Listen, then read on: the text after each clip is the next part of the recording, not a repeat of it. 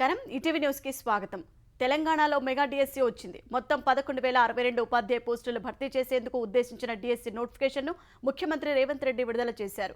ఈ ఉదయం తన నివాసంలో జరిగిన కార్యక్రమంలో మంత్రి కోమటిరెడ్డి వెంకటరెడ్డి, ప్రభుత్వ విప్ బీర్ల ఐలయ్య, విద్యాశాఖ అధికారుల సమక్షంలో రేవంత్ రెడ్డి డిఎస్సి ప్రకటన విడుదల చేశారు। ఈ డిఎస్సికి మార్చి 4 నుంచి ఏప్రిల్ 2 వరకు అభ్యర్థులు ఆన్లైన్లో దరఖాస్తు చేసుకోవచ్చని నోటిఫికేషన్లో విద్యాశాఖ పేర్కొంది। జూలై 1, 2023 నాటికి 18 ఏళ్ల నుండి 46 ఏళ్లలోపు ఉన్నవారు ఈ ఖాళీలకు దరఖాస్తు చేసుకోవచ్చని తెలిపింది। దరఖాస్తు రుసుం 1000 రూపాయలుగా నిర్ణయించిన విద్యాశాఖ వివిధ పోస్టులకు పరీక్ష రాయాలనుకునేవారు ఒక్కో దరఖాస్తుకు వేర్వేరుగా రుసుము చెల్లించాల్సి ఉంటుందని స్పష్టం చేసింది। 5089 పోస్టుల భర్తీకి 2023 సెప్టెంబర్లో ఇచ్చిన నోటిఫికేషన్ రద్దు చేసిన విద్యాశాఖ కొత్త పోస్టులను కలిపి 11,062 ఖాళీలతో నోటిఫికేషన్ ఇచ్చింది। గతంలో దరఖాస్తు చేసుకున్న అభ్యర్థులు మరోసారి దరఖాస్తు చేసుకోవాల్సిన అవసరం లేదని, గత దరఖాస్తులనే తాజా డిఎస్సికి వర్తింపజేస్తామని విద్యాశాఖ స్పష్టం చేసింది। మెగా డిఎస్సి పరీక్ష తేదీలను త్వరలో ప్రకటిస్తామని తెలిపింది। ఈసారి ఆన్లైన్ విధానంలో పరీక్ష నిర్వహించనున్నట్టు పేర్కొంది। ధరణిలో మార్పులు చేర్పులకు సంబంధించిన మార్గదర్శకాలను తెలంగాణ ప్రభుత్వం జారీ చేసింది। ధరణి సమస్యల పరిష్కారానికి తహసీల్దార్లు, ఆర్డీఓలు, జిల్లా స్థాయి అధికారులు, సీసీఎల్ఏలకు అధికారాలను బదలాయించింది। ఏ స్థాయి అధికారికి ఎలాంటి అధికారాలు ఉంటాయో మార్గదర్శకాల్లో వెల్లడించింది। మరోవైపు ధరణి సమస్యల పరిష్కారానికి ప్రభుత్వం ప్రత్యేక డ్రైవ్ నిర్వహించనుంది। రేపటి నుంచి వచ్చే నెల 9 వరకు రెవెన్యూ అధికారులు ఈ ప్రత్యేక డ్రైవ్ చేపట్టి దరఖాస్తులను మండల స్థాయిలోనే పరిష్కరించనున్నారు।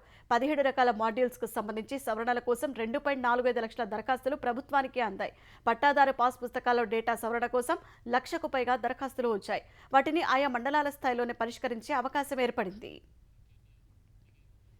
మేడిగడ్డ అంశంపై నిపుణుల కమిటీని ఏర్పాటు చేసి 4 నెలల మరమ్మతులు చేయాలని భారత కార్యనిర్వాహక అధ్యక్షుడు కేటీఆర్ తెలంగాణ ప్రభుత్వాన్ని డిమాండ్ చేశారు। భేషజాలు లేకుండా ముందుకొచ్చి పనులు చేయాలని కోరారు। ఈ మేరకు మీడియా ఇష్టాగోష్ఠిలో మాట్లాడిన కేటీఆర్ రేపు ఉదయం భారత ప్రతినిధి బృందం మేడిగడ్డ పర్యటనకు వెళ్తున్నట్లు గుర్తు చేశారు। మేడిగడ్డ తర్వాత అన్నారం ఆనకట్టను కూడా పరిశీలిస్తామన్న ఆయన అక్కడే ప్రజెంటేషన్ ఇస్తామన్నారు।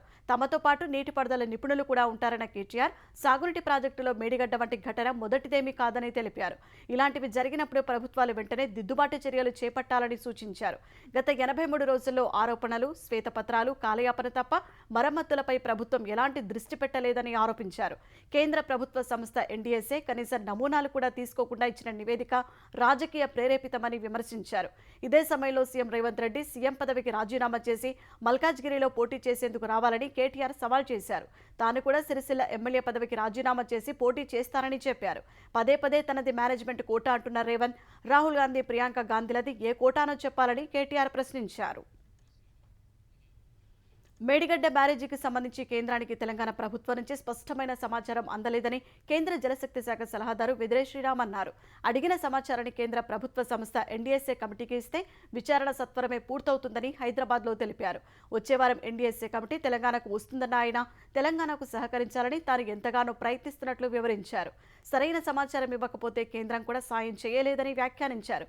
ఇప్పటికైనా ఎన్డీఎస్ఏ బృందానికి సమాచారం ఇచ్చి సహకరించాలని కోరారు। మేడిగడ్డ నిర్మించేటప్పుడు జియోలాజికల్ సర్వే వారి సహాయం తీసుకుని ఉండాల్సిందని ఆయన పేర్కొన్నారు। జియోలాజికల్ సర్వే చేయకుండా ప్రాజెక్టు కట్టడం అతిపెద్ద తప్పు అని తెలిపారు।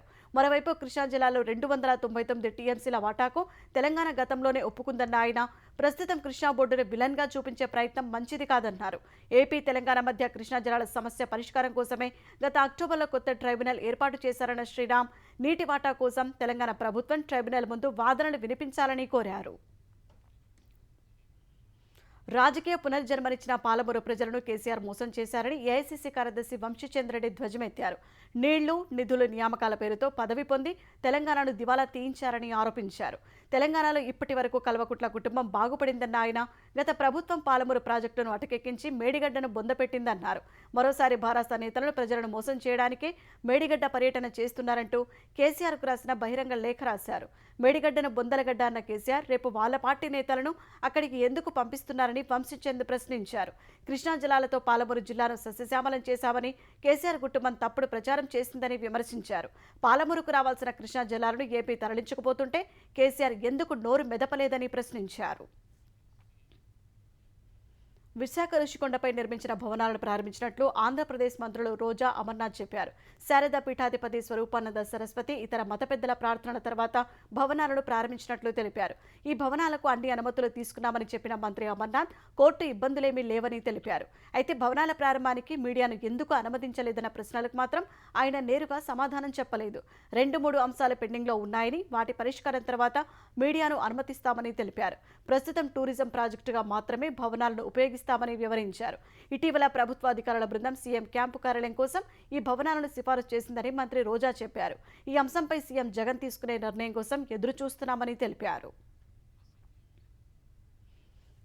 సార్వత్రిక ఎన్నికలు సమీపిస్తున్న వేళ తెలుగుదేశం అధినేత చంద్రబాబు వరుస పర్యటనలు చేపట్టనున్నారు. మార్చి 2న నెల్లూరు, గురజాలలో పర్యటించనున్నారు. 2వ తేదీ ఉదయం నెల్లూరులో వేమిరెడ్డి ప్రభాకర్ రెడ్డి చంద్రబాబు సమక్షంలో పార్టీలో చేరనున్నారు. అదే రోజు మధ్యాహ్నం గురజాలలో రా కదలిరా సభలో చంద్రబాబు పాల్గొంటారు. మార్చి 4న రాప్తాడు నియోజకవర్గంలో రా కదలిరా సభకు హాజరవుతారు.